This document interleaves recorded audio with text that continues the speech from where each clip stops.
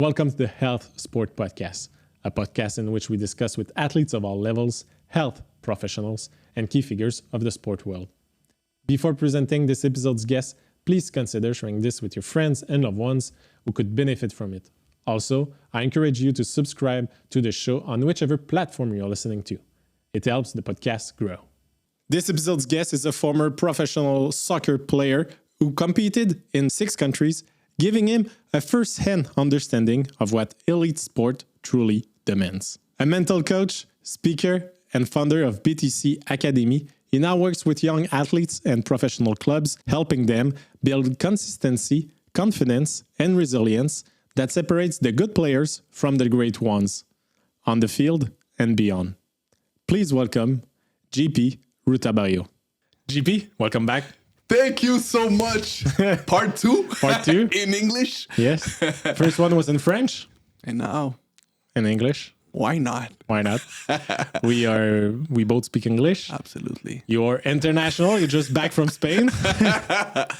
Thank you very much to have accepted the show. The episode's going to come out right after the show. So it's a great pleasure to have you back. Thank you so much. I'm so grateful. The first conversation we had was amazing. I've had so many positive feedback. So now to do it in English, I guess we'll touch even more people and have a greater impact, hopefully. And if you have the ability to listen in French, you can go listen the first episode. It's going to be different a little bit. But if we start off with your story.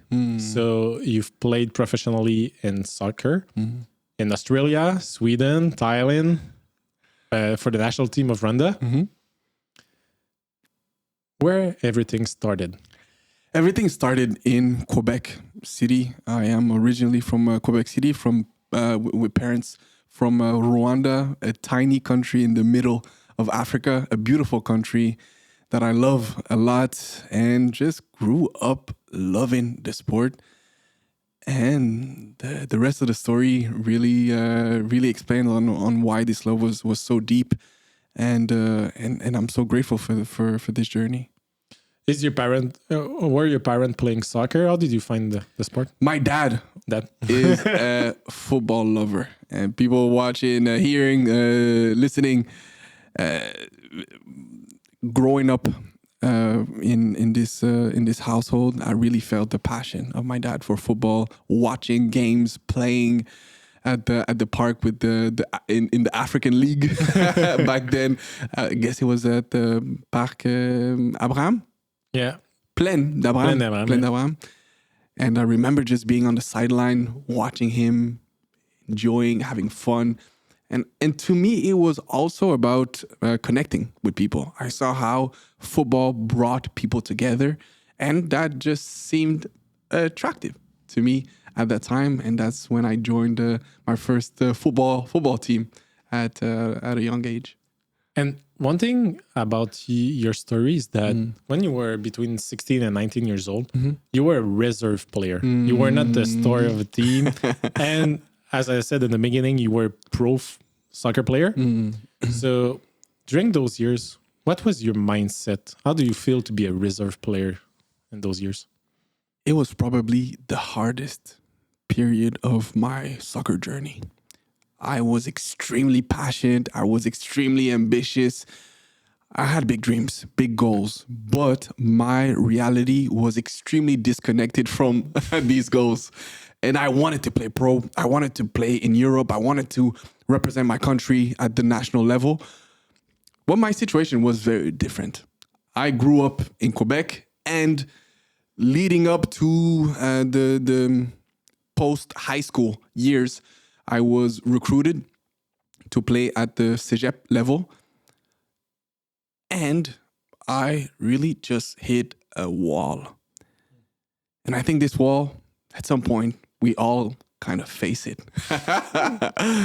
And it was a hard one. I thought I was talented. I thought I was good. I thought I was technically gifted. I thought I was physically fit. I thought I understood the game. But I met people that were better than me. I was in an environment, I was in a team that was extremely competitive and where my talent was not enough. And that's a message I will keep on repeating to athletes, but more so to people in general, is that talent is not enough. It is not. When talent meets talent, talent doesn't make the difference. Because we were 25 on the roster. 25 boys, 17 to 19 years old, that played football their entire life. From different backgrounds, but all extremely competitive, elite level. It's the best level for under 21 players in the province. And, well, I was just not good enough. Fell on the roster list, ended up being probably the 23rd or 24th player on the 25 players roster. And that was hard to accept. It was hard to live. And it was hard to face the reality that my talent was not enough. And if I'm honest with you, I quickly started to blame. I started to find excuses.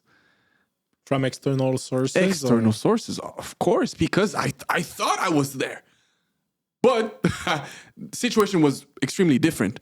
Started to blame the coach.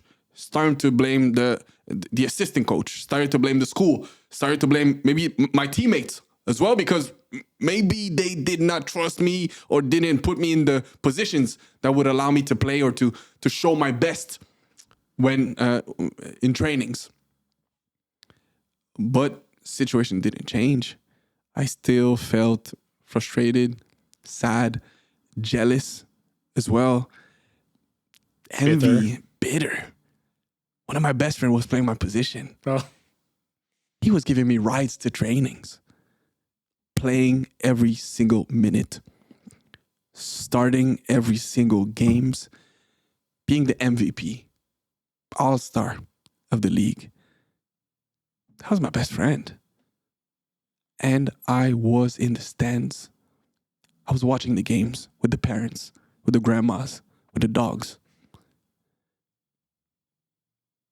And I think at that time, I didn't know what to do. I was lost. I was sad. I was at the rock bottom. And I believe I was truly on I was blessed to have a coach, a mentor that guided me to find help at that time. Did he see that you were needing help, or you reach out to him? I felt we had this kind of relationship where he knew me for who I was. He truly knew the JP, the person, the human. He saw the love that I have for the game. He saw the love that I had also towards my growth. He saw that in me. But he understood as well from his experience that maybe I did not have the optimal mindset in order to get to the places that I wanted to go. And he just said, JP, if you don't change anything, nothing will change. Nothing will change. That was true. If you don't change anything, nothing is going to change. If you use the same ingredients in your recipe, you cannot expect to have different results. That's pure logic. Yep. And I agreed with him. I said, what do I need? What can I do? What? I am open. He said, mental coaching. I said, what? He said, yes, mental coaching. Because maybe, JP, this situation is not solely based on your talent. It's not solely based on your technical abilities, your physical abilities, or your tactical abilities. Everything is about your mental, your mindset, your mentality. And that was a game changer. I would say a life-changing moment for me. It made me think about. I think it was Ronaldo during an award ceremony. I think a reporter or the host come to him and says, "Do you have any quote for anyone who's listening?" And Cristiano Ronaldo just say, "All the work, big talent." It's talent. It does. It does. Talent is not enough. It's not enough. To be the top of the world. It's not enough. It's not enough. I needed to do things differently. Clearly, I needed to add something in my... And that's when I understood the power of mental training, because I realized I was just going through the motion.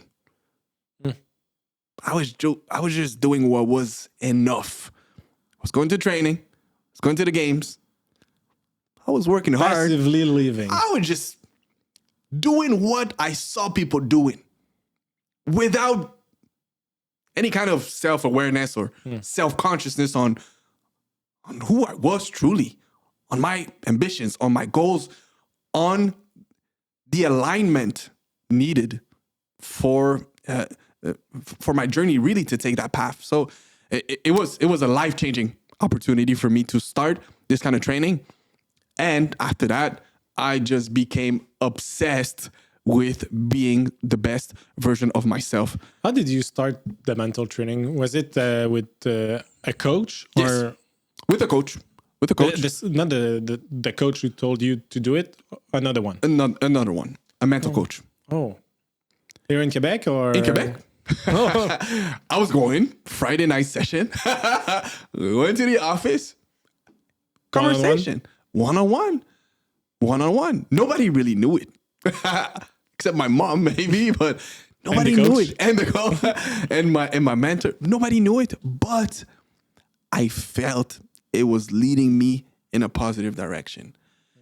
The thing I understood also that I needed to accept was that change would not happen overnight.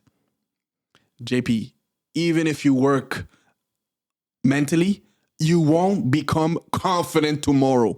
You won't become resilient next week.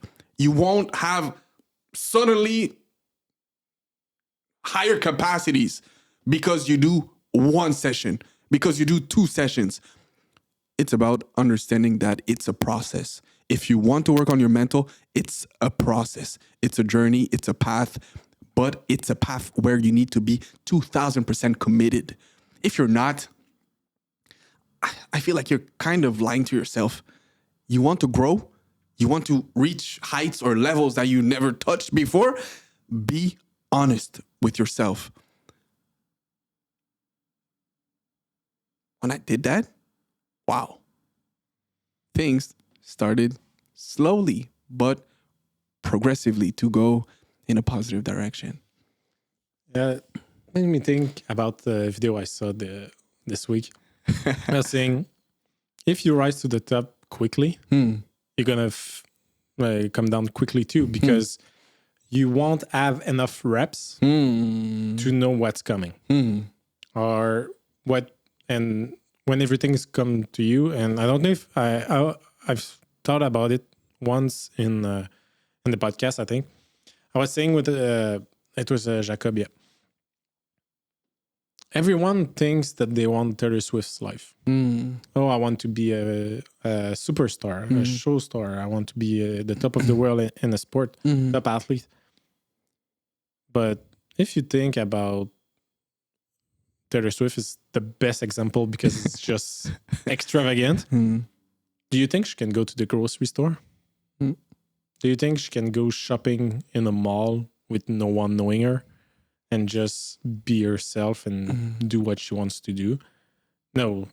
Everywhere she goes, she get noticed. Do you want, even though you think you want her life, do you think you want everything from her life? I love this. You say that you want something. Are you willing to pay the cost?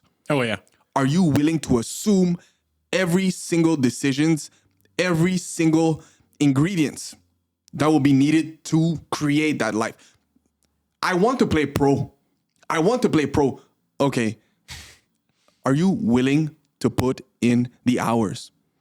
Early morning, late nights, your recovery, your nutrition, hydration. Are you willing also maybe to accept that you'll miss maybe on weddings, birthdays, Births, your niece, your aunt, your funerals. are you willing to pay that price? If you're not willing to pay the price in order to get to the places that you want, to me, it's a reality that you need at some point to face. When I faced those questions. Because I think the first part of your answer, when you were saying like early mornings, rest, nutrition, those are the things that everyone think about. It's like the first degree of reflection, and you're like, okay, yeah, I think I can do that. Wake up at 5, 6 a.m., do the work, probably miss 1 or 2 parties during the year because I have a game or everything. As I said in the beginning, you played in Australia, in Sweden, in the US. You're far from your mom. That's what I say. But that's what I say usually. You're far from your home. Your mom. Your mom is really far. So if you have a bad game and you want to be with your friend and just like get out and just forget about the game for a day or two, you cannot do that when you're always in this sphere, this environment, and those sacrifices that you have to make, the second degree one, like you said, miss weddings, missing Christmas holidays. When I talked with Gabriel, and there come a moment where in biathlon it's the same thing. It's like, okay, it's December. The first tour is on January 1st. Second, the first race is January 2nd or January 3rd. Oh, you don't enjoy all of this the same way. 6, and usually biathletes in the Canadian national team are in the West. So it's like 8 hours jet lag. So you don't come a day before for a World Cup race. So you have to be there before. So, okay. And the last race is around December 20. So you're going to come back for 4 days and travel back again to Europe in less than a week. Don't have the jet lag flip completely, and you have to flip it again. And you have to race at the top level. Same thing as in soccer. You have to do a game at the highest level. You're going to be tired. It's tiring to travel. 100%. When you take the plane, when you come back home, you're like, oh, I'm so tired to have taken the plane. Yeah, if you go to Cuba, it's like I think it's 4 hours plane. If you go in France, it's 5 to 6 hours from Quebec City. Sweden, you have sometimes layovers. Australia, we're not going to talk about it. Let's not talk about Australia, the longest trip. So there's so much sacrifices that you need to make. And to be able to make those sacrifices, why? I'm going to switch the question. Why some people accept those sacrifices compared to people who don't? A big part to me with mental training, but also the approach with the BTC Academy when I help clubs, athletes, is to connect the athlete, to connect the human with a strong why. I know we will talk about motivation today. What are the reasons? What are the reasons for you to do what you want to do every single day? The smallest actions. I want to play pro. Why do you want to play pro? I want to go to Europe. Why do you want to go? What is that strong reason that will make you, not only on the good days, but more so on the bad days, make you get out of bed and do what you need. Do what you know that you need to do in order to get in that directions. So to me, it's about knowing the reason, but having it so clear. I knew why I wanted to do that from the beginning. From the beginning. It was not playing pro for my mom, playing pro for my dad, playing pro to prove people wrong,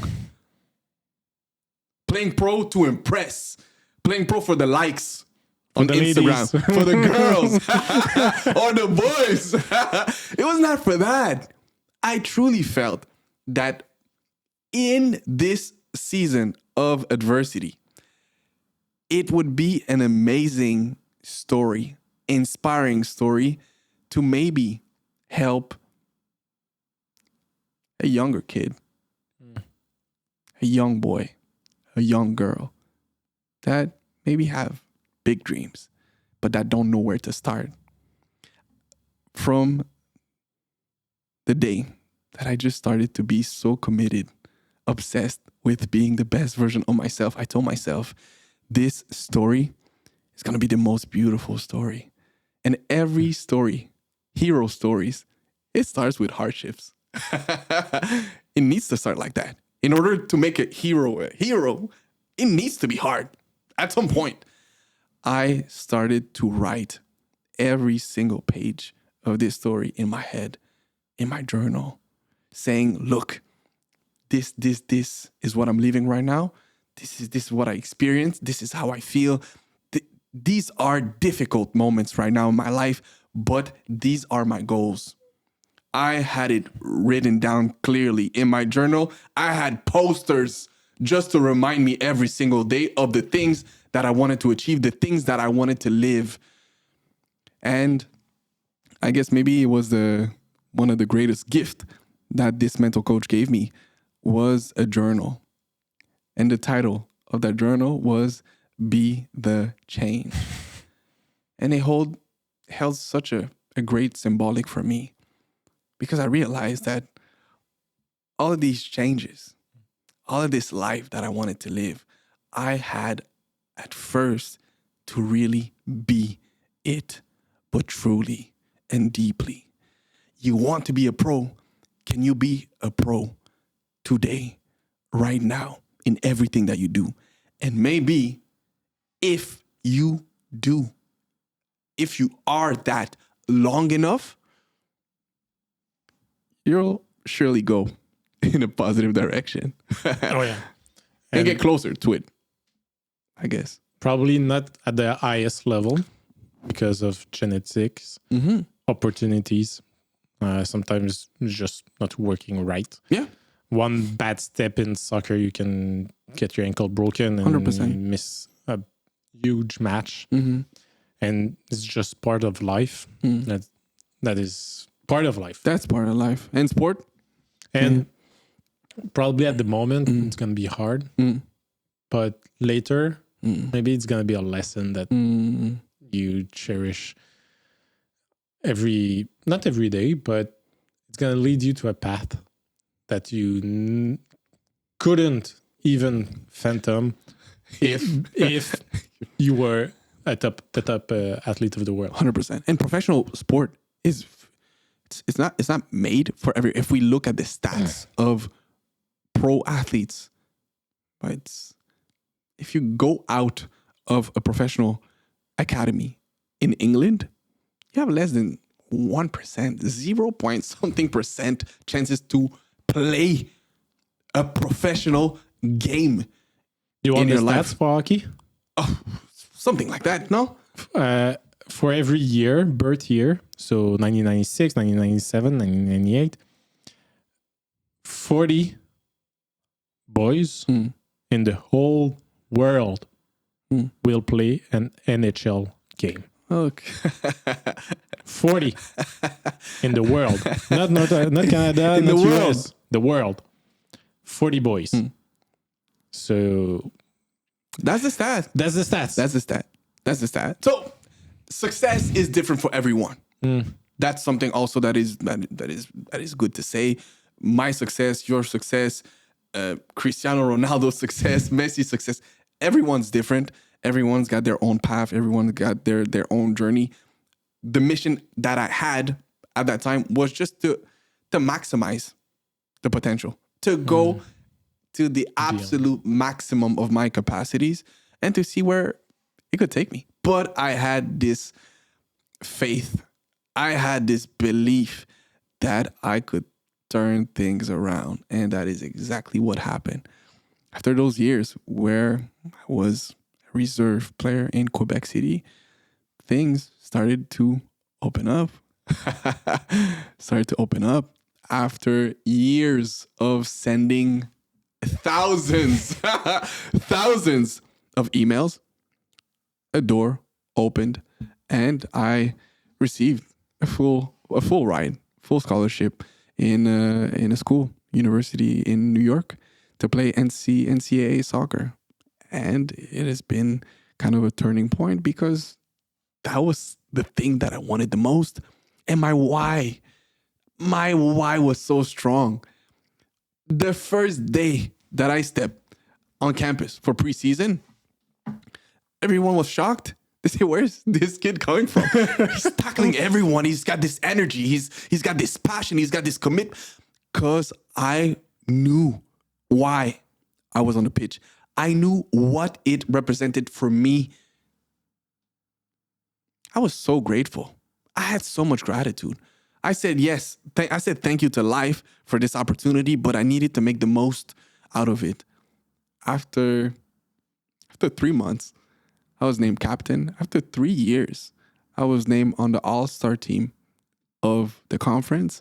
And after 3 years, I had professional clubs knocking on my doors. And I finally landed in Spain, where I started this professional journey. And I've been I just kept going after that. Australia, Sweden, Thailand, and Rwanda for World Cup qualifiers. It was amazing. The Rwandan national team. And it was not new for me. It was not anything different from what I imagined. I had it all written down. I had the same photos in my room. That's what I wanted. That's what I wanted for me, for my journey. It was so strong inside me. And this mental training played a huge role in helping me get to the places that I've been. When you went to New York, I just want to go back there a little bit. You said you had a lot of energy. The other players were saying that you had a lot of energy on the field and tackling and shock. And you were there from sending 10,000 emails to different coaches, trying to get opportunities with scholarship and everything. So when the university came back to you saying you're going to have a full scholarship, okay, now I can afford to study and play soccer. Yes. Do you see any difference of resilience, not confidence, but consistency between athletes who come from a poorer area or environment compared to, and you're in the state of New York, compared to athletes or young athletes coming from a really privileged family environment? Yeah. That's a beautiful question. But to me, it comes down to the level of hunger that you have. You can come from a pretty nice neighborhood. If you're not hungry, very hard for you to make it. Because, frankly, sports, professional sports, it's a jungle. Extremely competitive. If you're not hungry, maybe if you're a Messi of this world, but Messi's hungry. Yeah. Ronaldo's hungry. That's why they are where they are. They love it, but they are hungry every single day to get better. If you don't have that, reality is if you come from, I guess, you lived experiences in life that shaped you. You lived adversity. You build this character. You see the value of things.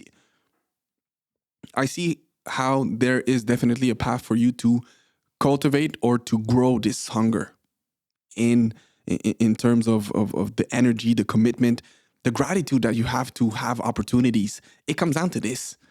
Are you grateful for what you have, or do you take it for granted? If you're grateful for what you have, you go all in. If you're not, you're just gonna go through the motion.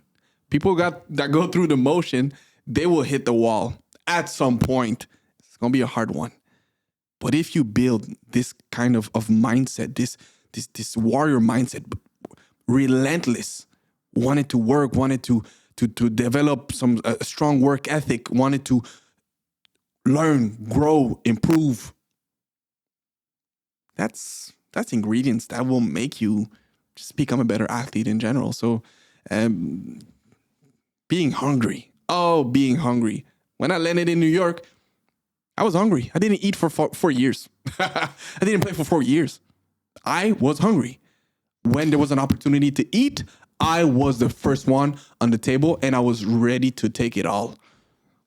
Since you didn't play for 4 years, you knew the value. I knew the value of playing. Absolutely. So, because you didn't have it. So when it's come back, the time, you can earn that value back. Yes. You're like, I want it. I know it's gold, so I'm going to do everything for the gold. And that's what made me, I believe, a greater leader as well. Because I could relate. The guy on the bench, the guy in the stands, I lived, I felt that pain. Leadership is powerful, but authentic leadership is even greater. When you connect to people's reality, when you have this kind of empathy, I knew what they were living. I knew the exact words also to uplift them. That was It's not probably just your time will come. No. Make the effort and your time will come. Keep working. Keep working. Don't blame. Don't find excuses. It's the coaches. Don't. If you don't play, it's not because of the coach. It's on you. Take full responsibility. Take full accountability of your situation. Don't blame. Don't blame. You don't have any control on people's judgment, people's decisions, people perception. You do not control that. What do you control? Your attitude, your effort, how you show up every single day in trainings. How do you bounce back when it's hard? How do you encourage people? How do you motivate your friends, your teammates, people around you? How can you make the person next to you better? That is in your control. Do you do it fully? Oh. And that's how this experience was unbelievable in terms of personal growth, but also in me learning to become a better leader in my life. And those lessons of leadership, you were named captain, as you said. After 3 months. Does this situation was made by the coaches or by the other players? Both. Okay, as a team? Both. Coaches named me, but the players. It was just natural.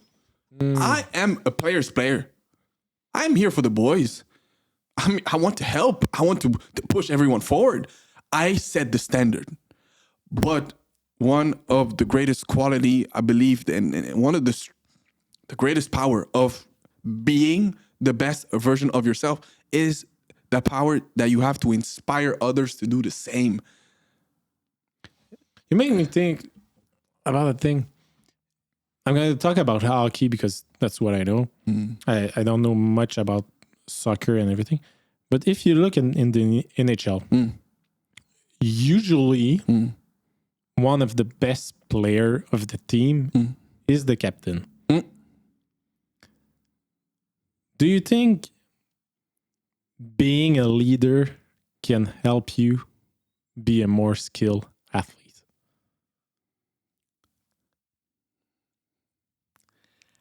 I don't know. I don't know. It's all right. I don't know. I don't know. Is it the cause or consequence? I don't know, because to me, skill is one part of what you bring to the team. Your commitment, your motivation, how you show up, your communication skills, your personality, your energy. To me, these are some big things. Skill can help you in moments, but the rest will help you in a season, in a year, in 2 years, 3 years. Outside the field, in your life. We're talking about intrinsic qualities that you can develop. Oh, skill is this. Do you need skill to perform? Yes. But can you develop it's an abilities that you can develop. How can you maximize those abilities, this development?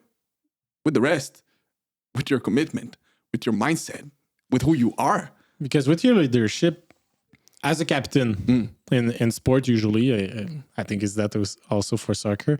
But when there's decision with refs, 100%. when there's discussions with ref, usually the captain is the person responsible to go talk to the ref. It's not the coach. Yes. It's not any player. Yes. It's the captain and only the captain to make sure nobody come and everyone talks to the ref.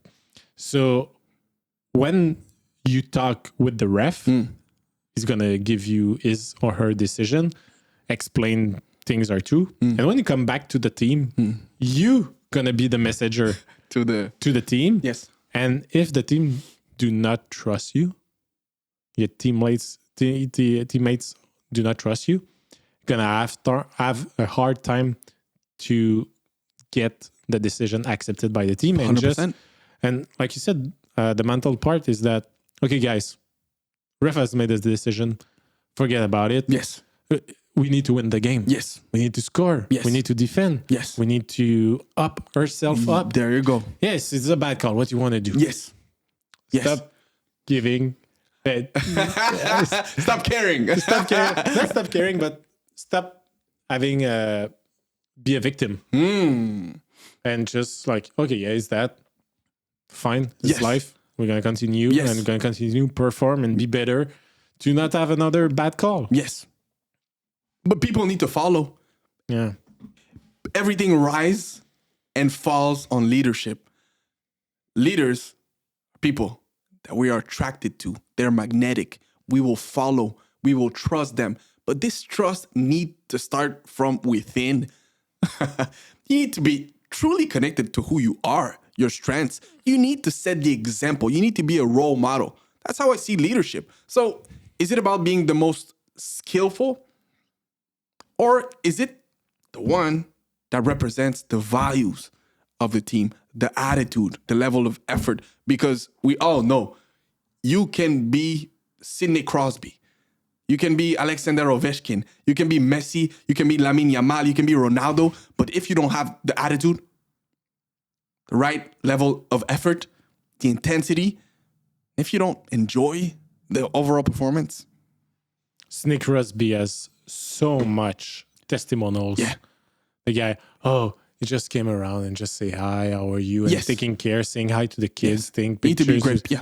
It's like he loves hockey, but also he loves the people around hockey. 100%. He's giving all his life to hockey. So when you're a player on his team and you see someone caring so much about the sport, about being good, about putting in the effort, everyone's, like you said, You follow. bring up the people around you, not bring them down. That's powerful. I want to talk about your master. Yes. So you have a master in psychology. That's the part we didn't talk about in French that much. So we're going to go a little bit deeper on here. So you have a master in psychology, and your project was on what's the difference between athletes who make it to the top to athletes who do not make it to the top. Just great, not the greatest one. What was your findings? Findings were very interesting because the main topic and through this I'd say research journey, the main goal was to identify key elements of, I would say, what impacted the development of motivation in young soccer players in professional environments. Understanding what made some go to the next level, maximize their potential, being fulfilled, and others that didn't. Maybe quit their sport, abandon, and drop out. It was very interesting, but not shocking, I would say, because it was mainly about understanding how motivation worked and what could affect this motivation in an athlete's journey. And we talked a lot about the self-determination theory. I think that you received a guest last time that discussed a lot about it, about the 3 psychological needs that need to be met in order to foster and nurture this intrinsic motivation. Intrinsic motivation was one of the main factors to explain why some just couldn't reach their full potential. Autonomy, competence, relatedness. Autonomy, I choose. I have ownership in my journey, in my development. One of the things that I tell athletes that I highly recommend to know why they do what they do, to be connected, to understand their actions, their decisions, and to make sure that it really comes from them. Are you doing this for you? Or for your mom, or your dad? Putting some perspective, creating a safe place in order to give back this power to the athlete, give back this power to the human. Are you choosing? When you choose, you're more connected. You will feel more engaged, more motivated, bring more intensity also in training, bring more intentionality in everything that you do. If I impose something to you, Felix, you need to do this. You need to run. Felix, you need to take your ball 15 minutes at the park right now. Whoa. Felix, 2,000 push-ups. 2,000 push-ups every single morning. It's not your decision anymore. It's mine. What happens? Maybe you'll do it one day. You'll do it 2 days, 3 days. The day someone's not asking you to do it, you won't do it. And what happens now when it's raining outside? You won't have the smile to do it. What if you're tired after school? You don't want to wake up in the morning. Dad is not there. Autonomy, competence. I am capable. I can do this.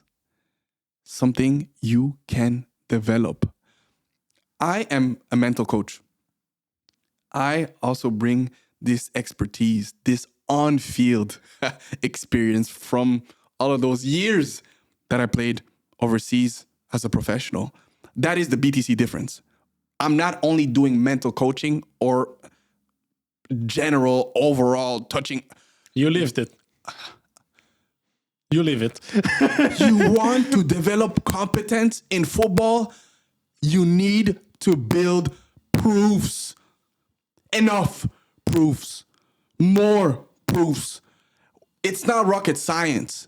Your left foot, your weak foot, struggling on the pitch when it's game time, you're stressed. It's not because you're bad, because you didn't maybe developed this skill enough. We're talking about mastery. Can you master? Can you learn? Can you enjoy that progress? Can you enjoy that process?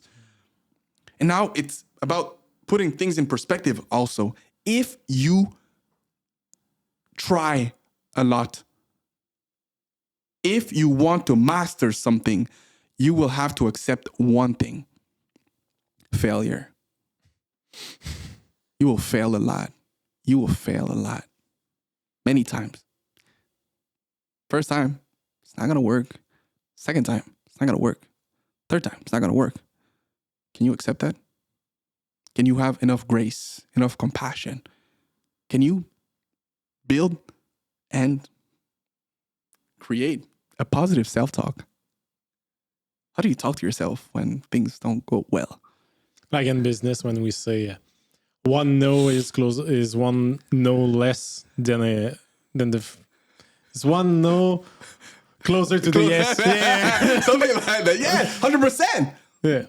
How do you build that capacity to bounce back, to accept failure, but to understand that it's part of the process? Some weird concept, it's very weird, that I teach athletes is that in order to improve, you need to fail as many times as you can, as fast as you can. That's one way to put it. Try. Don't work. Doesn't work. Try again. It doesn't work. Try again. Bounce back. Try again. Bounce back. Try again. Bounce back. Try. What will happen at some point? It will work. Do you know the story about GSP? Fighter. The fighter, yeah. When he was younger and he started to learn MMA, there's one story about that is one of his coach in the beginning years, when he started, was one night he taught GSP a move, a sequence, or I don't know how they call it in MMA, but a sequence of punches, and he didn't get it that night. 2-3 nights later, they have another class. He came back and he knew it exactly perfectly. And it's like, how in 2 days, if it's not 1 day, how did you learn all that? He said, I work all night in front of the mirror. So putting in the rep is... You've done now 5-6 podcasts, like 60 something. So it's, if you compare it to the first episode I've ever recorded, it's not the same. I'm not the same. The equipment is not the same. Everything evolved. Everything evolved. I learned so much. If you want to see a big difference, was episode 8 to 21st, if I recall right. On episode 21st, after 40 minutes, I found out that I wasn't recording. Wow. So I look back at the computer at that time, and I realized that it's not recording, and it was with Laurie Jane, and it's like, and then the bib was on the table. It failed. It was horrible. One of the worst recording session I've had, but like the conversation is really great. She was really nice, really insightful. And if you look at the recordings from episode 8 to 20, I'm always sitting like this, straight. If you are in video, you can sit right now. But I was straight like this every single episode. And when the bib fell on the floor and it was just like too much, I couldn't handle anything after that. I was like being natural. And at that point, Nice. I started to lean in. Mm. And from this Moment. episode, this moment, every time during a portion of the episode, usually I'm going to come forward, just being like this, and I'm going to come back. I'm just more natural. But if that bad recording wouldn't happen, I would still be like this, straight as a stick, and just like, okay, yeah, fine. So you gotta mess, you gotta fail to learn, but to fail, you need to do. You need to do action. It's good to listen to 50 podcasts in a year, to read 3,000 self-improvement books, to go in many conferences. But if you don't act, your reality won't change. Actions, having the courage, takes a lot of courage to start something, to fail, and to start again. But the magic in this is that the more you go through this cycle of failure and starting again and building more proofs, and then at some point succeeding, you start to build more confidence as well. Self-confidence. I can do this, and it comes from me. I have this equation that I love to use in regards of building confidence. The 4 P's: proofs plus preparation plus progress plus fun. In French, it's another P. But pleasure. In French, it's the 4 P's. What proofs? Build proofs. More proofs. The difference between you with 5 reps and you with 50,000 reps, you are improving. There's difference. There's a big difference. Preparation. How do you prepare? How much love do you put into the things that you want to do before it happens? If you fail to prepare, you're preparing to fail. Prepare to have success. Prepare to be excellent, to be your best self. Progress. Can you track your progress? Seeing small improvements. I did this episode 1, episode 2, episode 3, episode 60. I did 60 episodes. Juggles. I did 10 today. I did 20. The following week, I did 30. At the end of the year, I did 160. Wow, I improved. Beautiful way to build inner confidence as well. And the last one to me is the most important. Can you enjoy what you do with a smile, with positive energy? It needs to be fun. Find the fun in it. And you build this psychological needs of competence. I am capable. I can do it. And the last need is relatedness. Yep. I belong. I feel connected. I feel connected to other humans. And that is the human touch I believe that we all need. When we feel supported, when we have a village, when we have people that we trust, that believe in us, it gives us also the permission to believe in ourselves as well. And that is the main component of all activities, everything that I want to touch with BTC, with the BTC Academy, is to put so much love into it. But not only for athletes, for parents, for coaches, for clubs, because there is the player, but there is such A big a environment. big environmental aspect and impact towards his development, that this love need to be everywhere Yeah, in this ecosystem. We're going to talk about the parents in a short time, but are you familiar with Chris Williamson? We talked about it. I know you're a fan, but I could dive a bit deeper into his work. He has a concept of the lonely chapter. Have you heard about it? No. I'm going to make it short. So the lonely chapter is if you're in an environment and you want to change, there will be a moment, the lonely chapter, in which you have a whole circle of friends that do not fit where you want to go. So you have to make changes. And at that point, during the lonely chapters, you're going to start to lose some friends that are not in the same vision as you and do not have the same probably goals as you. But you're too early in the process to have friends in the circle that you want to be. Is there anything that you kind of talk about this when you're gonna make some changes? Probably gonna lose some friends, and it's probably gonna be tough.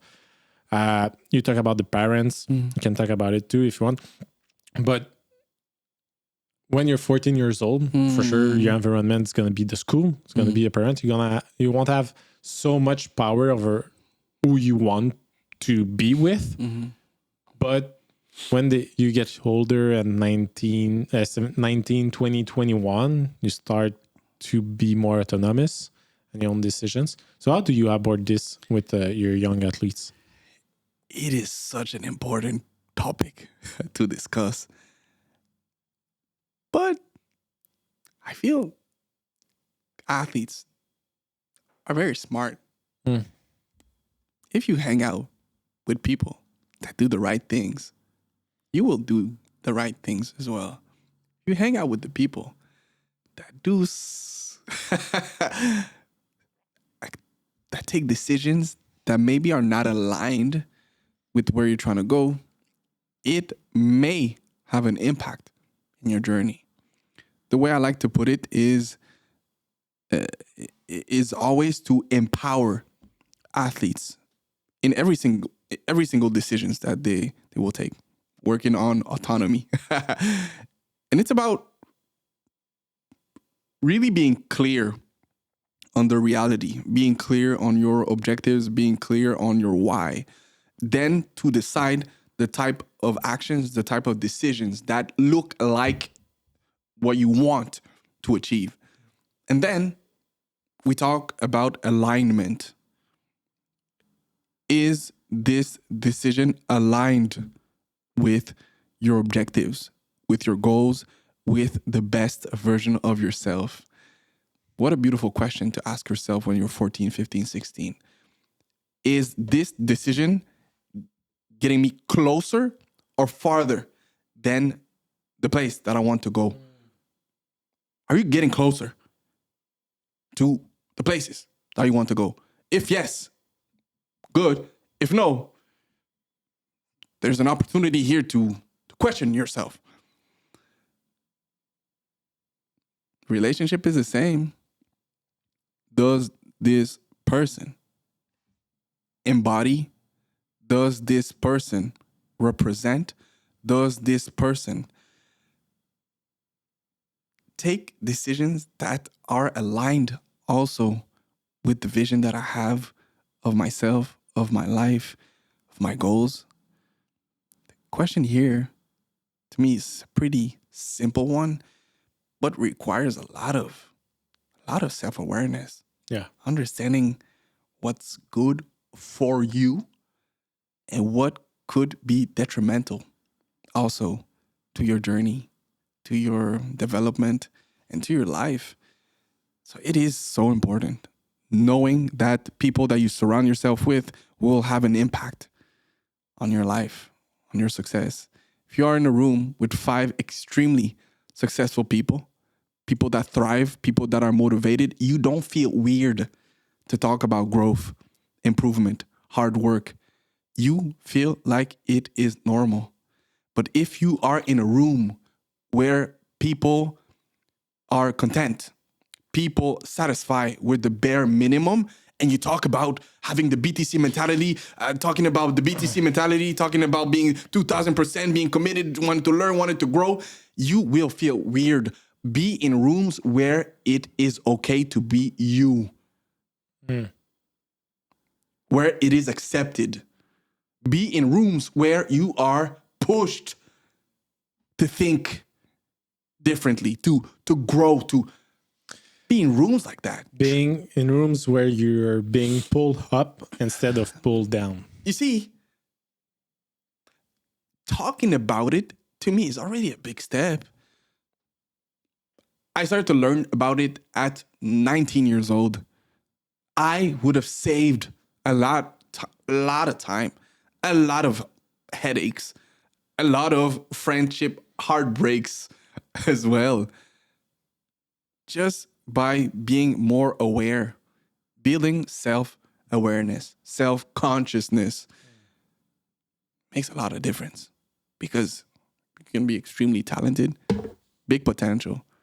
But I have so many examples of athletes that were so talented, but that were surrounded by the wrong people, and they were dragged unfulfilled potential. That is heartbreaking. We're going to go into the parents. Parents time. Is there... You're just back from Spain. Yes. You played worldwide. You're from Quebec. Are there mistakes that you saw well-intentioned parents do in their kids? Let me just start by saying that I believe that people always do the best with the tools that they have. No parents want to do wrong to their kids. We all have the best intentions, and parents want the best for their child.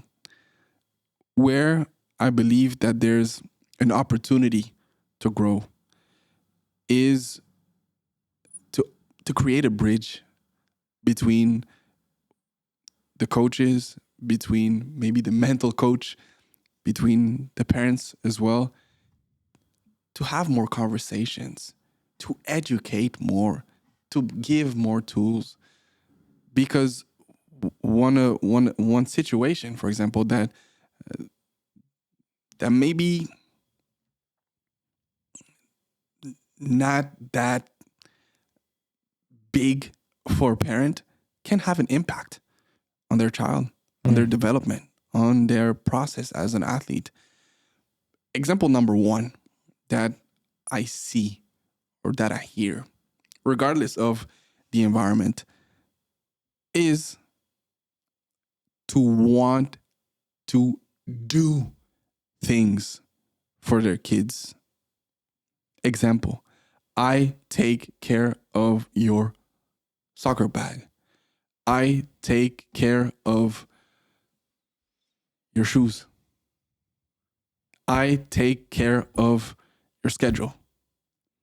I take care of your stats. I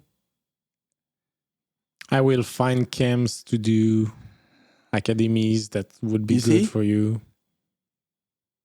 It's not from the kid. Removing slowly autonomy. Makes sense. It comes from love. Yeah. My love, let me take your bag. My love, let me take care of your cleats. Let me wash it so it's clean. Look what I found for you. It's a great camp in the UK. Look, there's a camp in the States. Look at the camp I found for you. Look at this new gym program for you. It comes from love.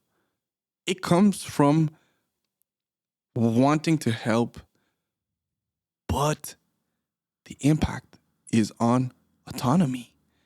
If a kid, if an athlete, if a human doesn't feel that he chooses, that he creates, that he has ownership on his experience, it will just affect his intrinsic motivation. And that is the main factor for long-term participation and long-term success, whatever definition you have. That is a big one. We can talk about the other aspects. Competence. I will train you. I will train you. The best athletes, the best soccer players that I've seen in my personal journey in the professional world, but also now guiding them, being them for them in their journey, are the ones that love to grab their ball, go to the pitch, and spend time training alone. They love it so much. Nobody tells them. Nobody's with them. They just go. They enjoy. They go to the park, play with the kids from the neighborhood, the older ones, the younger ones. They just enjoy. They take their soccer ball. They go wall. They pass. They control. They pass. They control. They spend hours learning, trying, failing again, trying, failing again, succeeding. Wow. These are the athletes that get there. But we have to create this conversation to understand it better so we can guide all together, all different actors, coaches. Coaches play a big part also in creating trainings, maybe that push athletes also to be creative in their decision making, trying to, you have this path, this, you choose. Because football is a problem solving sport. You need to solve so many situations. So the more you solve, the more you learn how to solve by yourself, the more you are able to solve when there's pressure, new environment, new conditions. Because you already created these paths in your brain. So learning these little tricks just to give the power back to the athlete, to me, can make a huge difference. But it starts with creating a bridge with the parent. Parents are not the enemy. I love to talk to parents. Whenever I coach, we have sessions. We embark a journey with an athlete. We talk with the parents at first. We talk with the parent. We do check-ins. Are there any things that you want to explore? Are there any questions? What do you feel? How do you see the improvement, the evolution? Do you have any questions? This is what we talk about. This is the report. These are the big lines of the conversation today. We talked about that. Do you have any questions? Involve everyone. It takes a village to raise a kid. Yeah. It takes a village. But there needs to be this open dialogue, and that's something with the approach with the BTC Academy that I want to bring forward all the time. And when you leave the hospital with a kid, you don't have a class on how to teach mental. You don't. And just before we continue, I just want to say thank you because in the last sentences you were saying, I got shivers because, and I hope any listeners who have done a sport that they truly love, that felt the same way.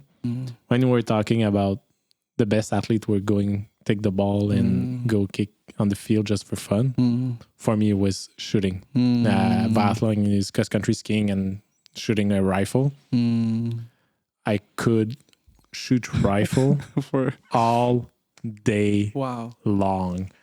There, one way we train for rifle is gonna take us. I love that. Tell me more. So, if you want to learn how to shoot, you shoot real bullets, ammunition. So it's a firearm arm. We shoot on a steel target, so it's not on a bottle. It's on a physical target, and we aim for precision. In my time, shooting one bullet was around 5 cents. During a year, I could shoot around 10,000 ammunitions. Oh, wow. So it's a lot. So the bill get high quite pretty quickly. But there's one thing you can do to train yourself is dry firing. So you do not load the gun, but on the bolt you can do like half setup. So you can trigger and fire the gun with no bullets. But by doing this, you learn. It's like if you were shadow kicking a ball. Shadow, yeah. It's about this. It's the same concept. That I could, like, when I was in high school and college, we had probably 10 to 20 minutes per day to do. I could do 30 minutes. Like, it was nothing. I was having so much fun, and you can do games and you can follow a star just to control how your rifle move, how to feel everything. But that, when you were talking about players just having fun, I was wondering what part in my sport I was truly loving at that point. Okay, no, it was shooting. I could shoot gun. Personally, it's the thing that I miss the most about this, retiring from biathlon. And it's hard to shoot guns when you're in Canada, and especially in Quebec. So there's a lot of obstacles to get to a shooting range. And a rifle is $5,000 Canadian. So it's really expensive. So you have to make some choices. But thank you for the last moment, because you make me came back. So if ever you're someone who's listening to the podcast and you did gymnastic, swimming, diving, and you're like, oh, that part was just so much fun. So much fun. I could do this every day, every night. But Felix, we talk about fun. What makes us do stuff in a better way is when you enjoy it truly.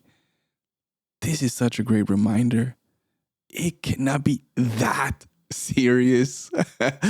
The best games that I played with a smile. I have the game face, but I have a smile in my heart, right? But it doesn't come from the pressure or external or the fear of judgment or wanting to be accepted. It's just me enjoying, truly embracing my experience. So I think that one of the biggest threat to that is also maybe parents with personal aspirations for themselves, or that project. I want my kid to be pro.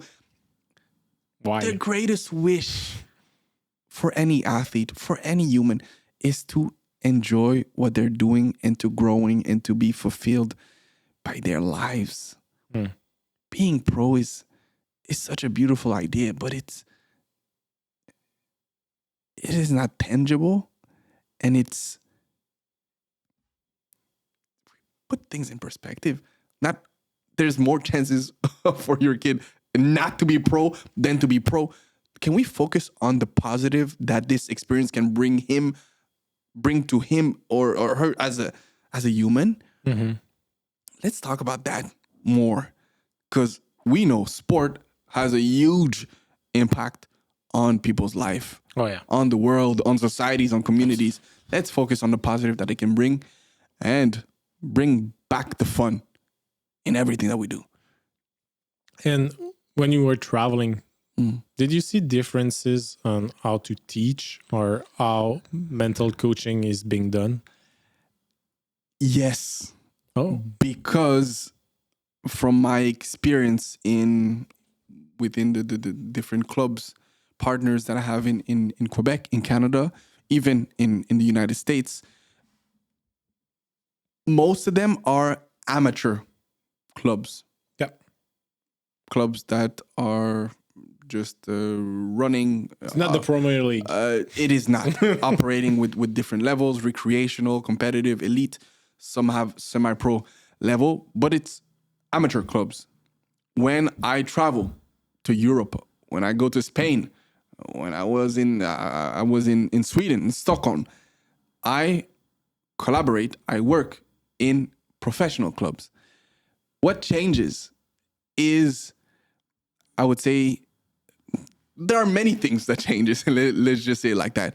But the expectations towards the athlete, the standards, I would say, external pressure also that the players will feel. Because when May comes, there's decision. Do you continue with the club, or do you need to look for another home? These are some tough conversations. Very tough conversations to have. I was in Spain recently in Valencia, and I had a beautiful conversation with an athlete, Quebec athlete that is playing in Spain, that has an amazing experience even at the international level, playing for France under 19 national team. She is from Quebec. She's in Spain playing for Villarreal. I was talking to her and to the athlete and her dad, and they were telling me that in their club, at the end of the season, they all have a 5 to 10 minute Zoom meeting. The Zoom meeting goes as follow. Hi, Felix. Thank you very much for the season.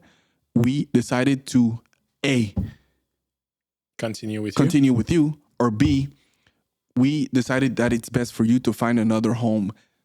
5-10 minutes on Zoom. How do you feel about that? I'm just trying to be myself and put myself in her shoes, and like you have to be stressed like for a full week before. Do you see how the pressure now can be felt on another level by athletes? It is this in youth soccer.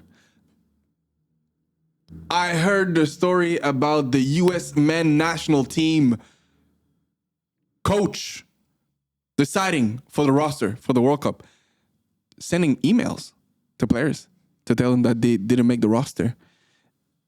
Pressure changes.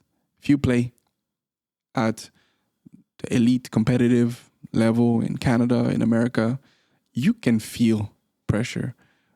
But in professional environments, athletes can definitely feel that there are more components affecting their journey and their process, their growth as footballers. So I'd say this is the big part, and also the part that in the best clubs, in some of the pro clubs that I've been, there's so much competition. So if you're not good on a day, you're not good on the second day, you're not good on the third day, there are players that can take that spot right away. And they want to build professional players. Their goal is maybe to have one or two to make it to the first team, or maybe sell others. They want to maximize the conditions. They want to optimize everything to foster potential. If you are not quite there yet, maybe if you develop a bit later, sometimes they don't have the patience. In amateur clubs, patience or time is a bit more on your side. You can develop, grow, maybe take a bit more time. But now there's this, the time is a bit more, time is a constraint. We want to develop, but at the same time, there's result. At the same time, there's the environment. At the same time, there's the pressure. At the same time, there's maybe expectation coming from parents as well. There's a relationship that is completely different. Clubs that I've been, parents are not allowed in the center. Only for the games. But you watch in the stands. But you drop your kid and see you when I pick you up. Coaches won't talk about autonomy, competence, and relatedness. Sometimes they just don't have the time. This is not their job. They want to. Some of them can have this, but I didn't see that everywhere.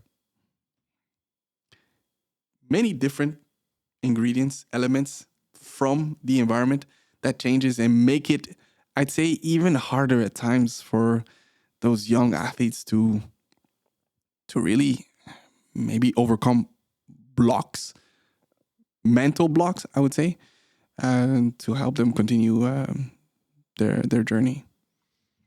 If you could make one structural change, not a mindset change, but a structural change in the youth sport programs, what would it be? One, from grassroots,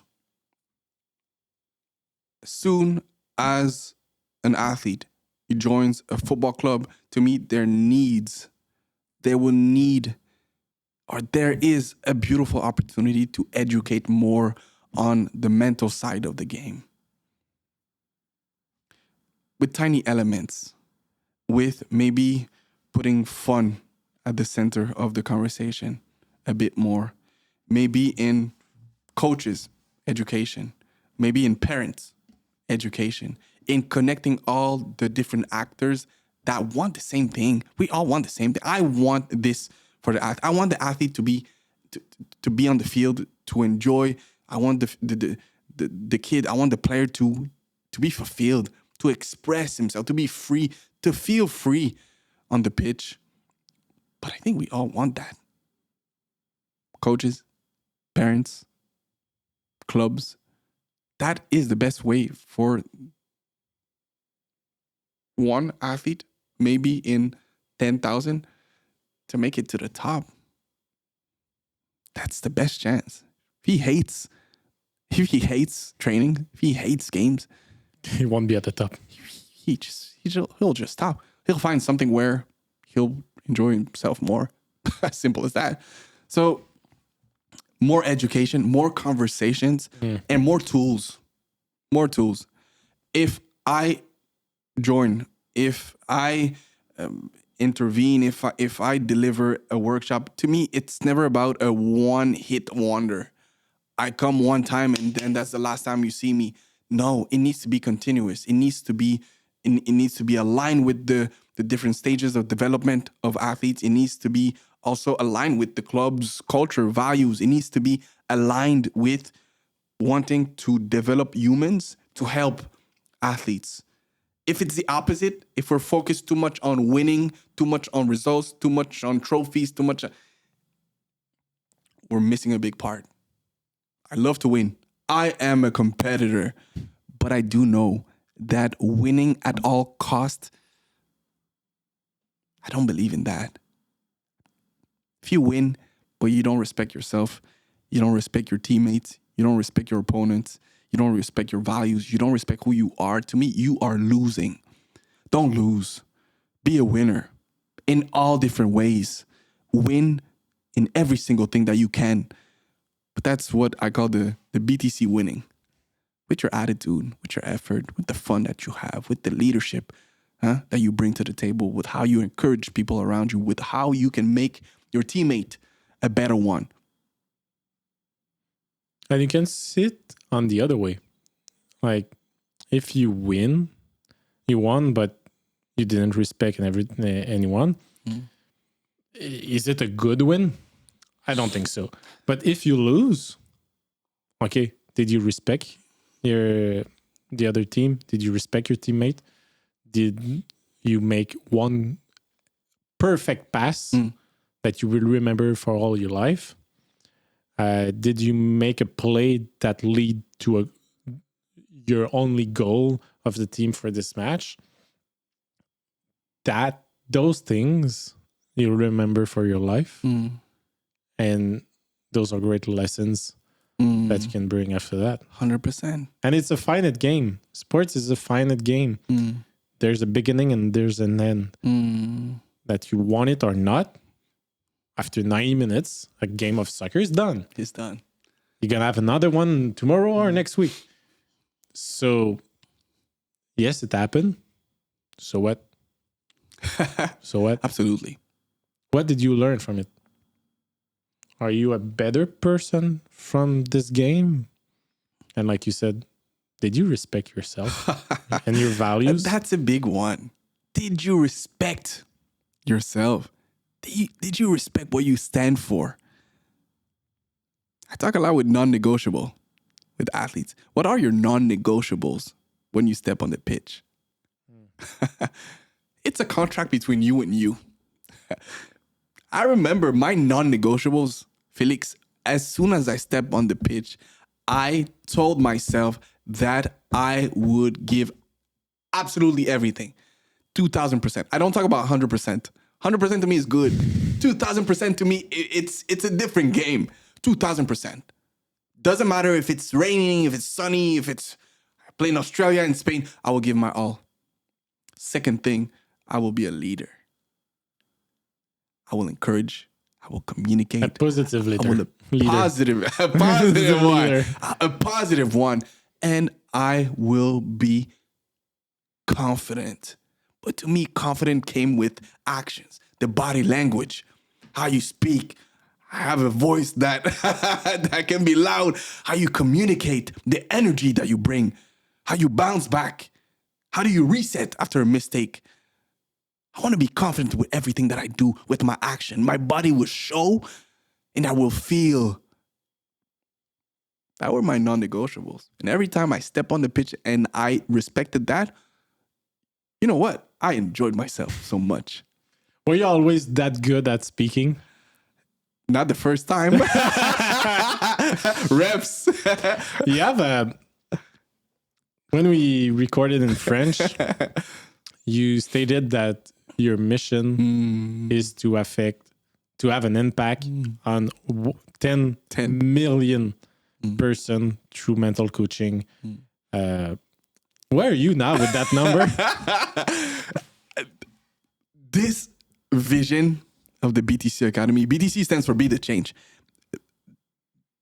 This vision is so close to my heart. It's so deeply rooted into this life mission that I have to guide, to inspire, to motivate athletes, but people to become the best version of themselves in order to achieve their goals, but more so live a life that is truly fulfilling. This is my mission.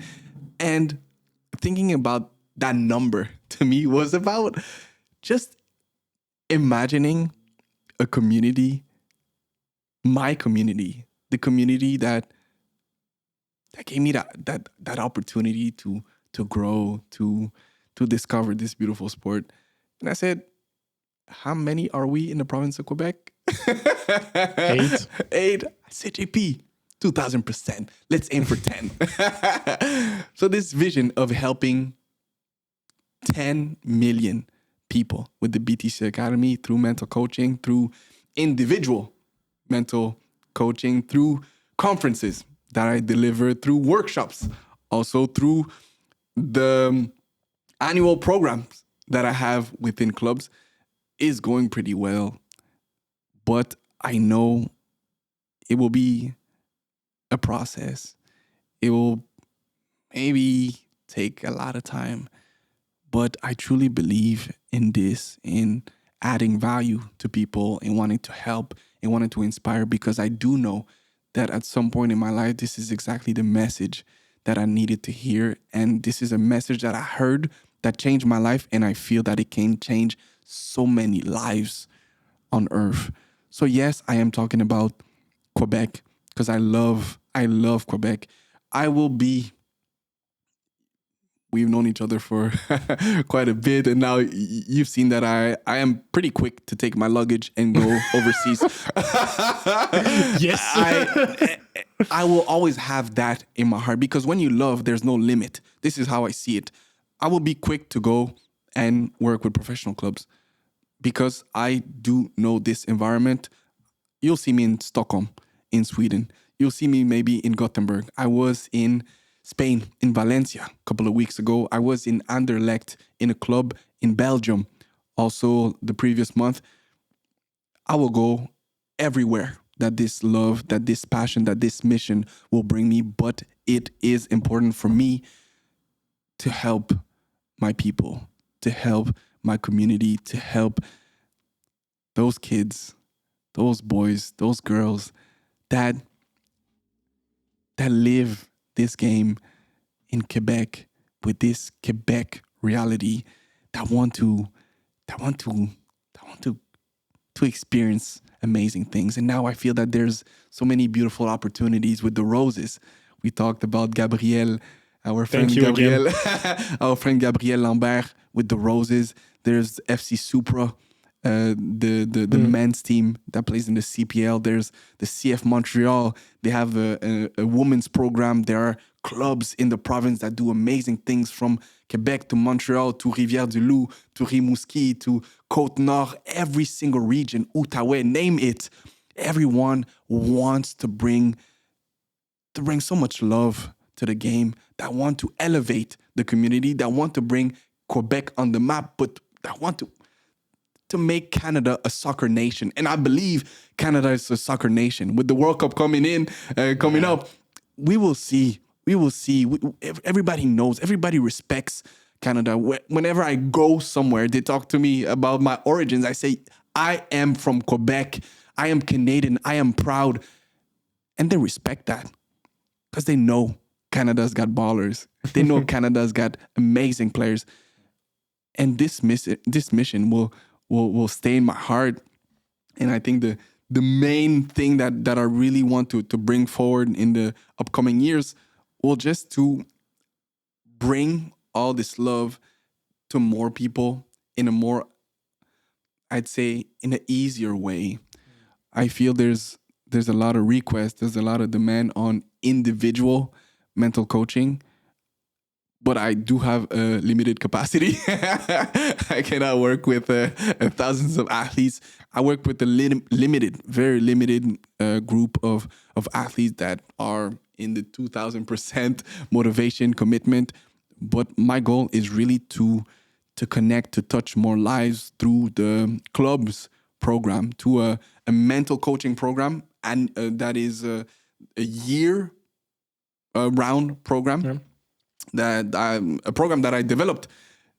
Very cool. Athletes love it. I will show you the program later on, but it's a program, it's a system for athletes that want to develop, that want to use mental training as a trampoline to just push a launching pad, just to reach their full potential, to have more tools, not only on the pitch, but outside the pitch as well. It's a system that is aligned with all the different stages of development for athletes. So let's say you're 13 years old, you have your mental training. For your age group, you have not only your training, but you have a community. We talked about being in rooms where you don't feel weird, a room where you feel supported. We talked about the need of relatedness. This is what I created with this program, with this system, a place where athletes that want to become more confident, more consistent, that want to learn how to manage their emotions more, that want to become leaders, that want to maximize their potential. It's a program made for athletes that want the top, but that are willing to act, that are willing to take the next steps. And you're still taking clients? And this will be a program, it's exclusive. This will be a program that I am already delivering to some partner clubs, but I am preparing something pretty big with that. And I feel that this will be a great introduction to the next level of that system, because I see how it changes lives. I have athletes that participate to monthly workshops that are exposed to content, to new tools every week to allow them to grow and to develop this need of autonomy. Because I say, hey, it's your journey. It's your process. It's your improvement. It's you and you, not you against the world. It's you and you being the best version of yourself for you to have a greater impact, to become a better teammate, to become a better person, better student. Also, I see the results. I see the impact, and I want to make it even bigger. So the 10 million, I think we'll make a special episode for when I hit the 10 million mark. Where are we doing it? I think now we're around a couple of thousands. Yeah. When you get to 10 million, we're going to find a pitch. Oh, wow. And we do a podcast What on the pitch. you want? A stadium? Let's make it big. You know the stadium. I don't. So The Rose Stadium? Saputo Stadium? Saputo could be... Or in Europe? or in Europe. I invite you in Stockholm. Just talk about crazy ideas we were talking before. So any crazy ideas, I can say yes quite easily. I know you're that type of guy too. I'm that type of You're guy. that type of guy. So yeah, we could do it in Stockholm or Stockholm would be nice. Have you ever been to? Not in Stockholm. Felix. Only went to the west coast of Sweden. Felix. Stockholm in the summer. One day. 10 million? 10 million? It's on record. Look, with the episode, I think, GP, we were able to reach maybe a couple of person. If you have one message just to get one more person, what would be this message?